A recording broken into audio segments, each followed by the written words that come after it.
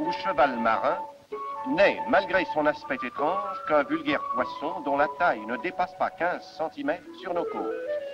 Un système d'écussons revêt l'animal de nodosité pointue qui contribue à son aspect médiéval.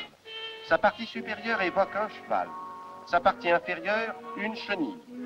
Seul de tous les vertébrés aquatiques, il se tient pour ainsi dire debout. Cette attitude verticale lui est familière et ne va pas sans lui donner une dignité un peu compassée. Il est le seul aussi à posséder, comme le caméléon, une queue prenante qui lui permet de s'enrouler aussi bien autour d'une algue qu'autour du cou d'un congénère, et pendu par la queue, il n'a pas, comme le singe, victime de la pesanteur, l'inconvénient de se trouver la tête en bas.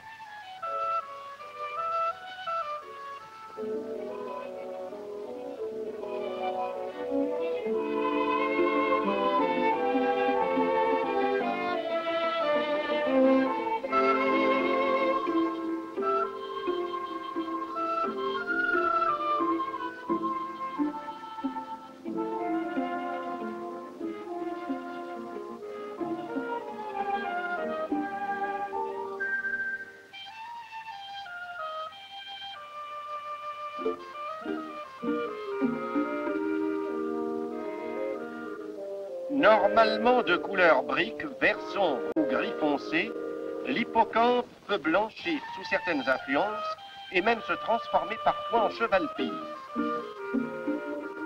La protubérance qui évoque le poitrail du cheval correspond bien exactement à la partie antérieure des poissons et renferme de ce fait tous les organes de l'animal.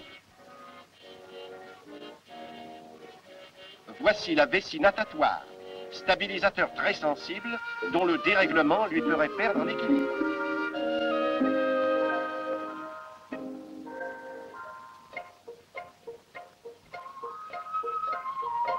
Les organes respiratoires en forme de houppe caractérisent le groupe auquel appartient l'hippocampe.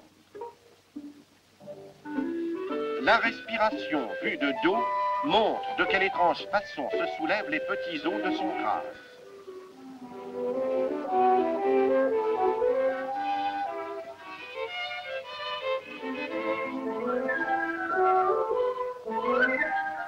La lippe des grosses lèvres derrière lesquelles ne se trouve aucune dent lui donne un air ennuyé, transformé en inquiétude par la mobilité de ses yeux.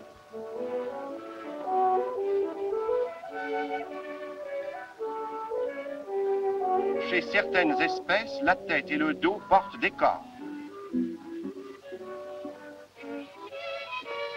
Il se meut à l'aide d'une nageoire dorsale pour les déplacements horizontaux et d'une nageoire de chaque côté de la tête pour les déplacements verticaux.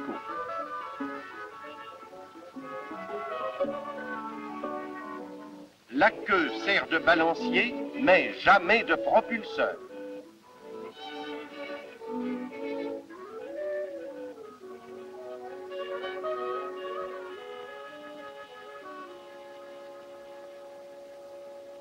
L'étrangeté de ce poisson est complétée par un fait exceptionnel. Le ventre du mâle porte une poche dans laquelle la femelle pond en plusieurs fois 200 œufs. À cette occasion, on observe de très jolies figures de ballet à 2 ou plusieurs personnages.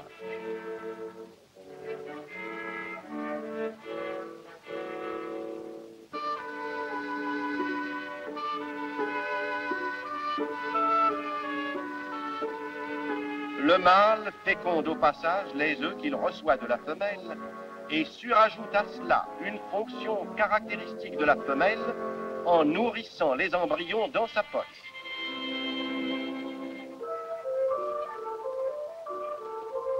Au bout de 5 à 6 semaines, le mâle subit un véritable accouchement.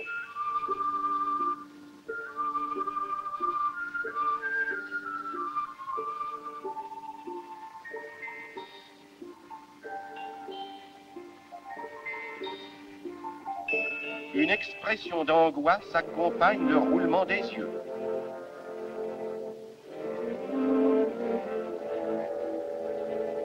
Agité de sursaut, il se tord sur place.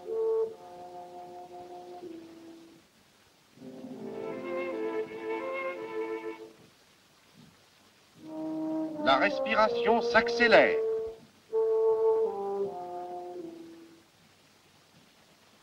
Enfin, un grand reploiement aplatissant la poche donne le signal de l'expulsion.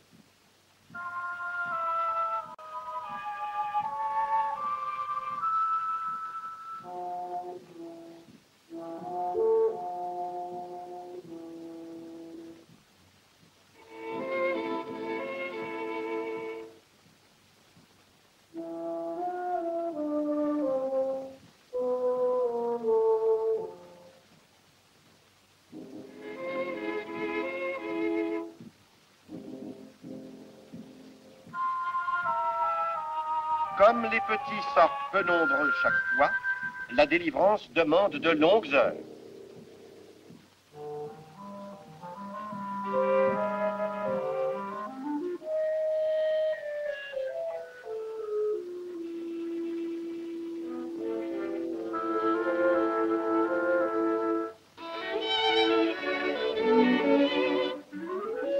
En ouvrant la poche du mâle, on voit qu'elle est tapissée d'un tissu qui enserre les œufs dans un réseau sanguin nécessaire à la vie des embryons.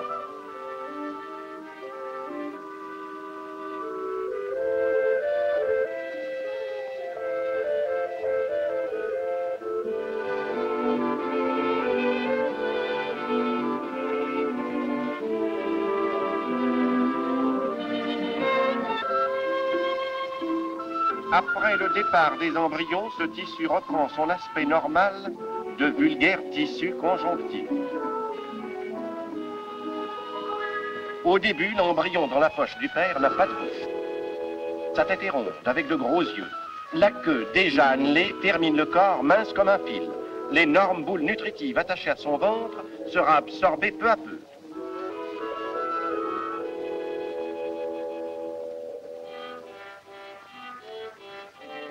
Puis le corps se différencie, la bouche se perce, il ressemble à un King Charles.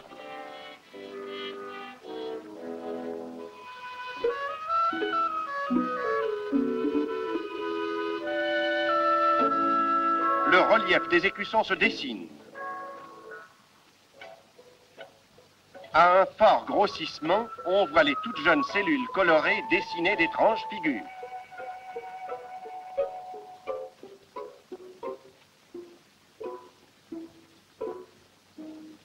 Le cœur,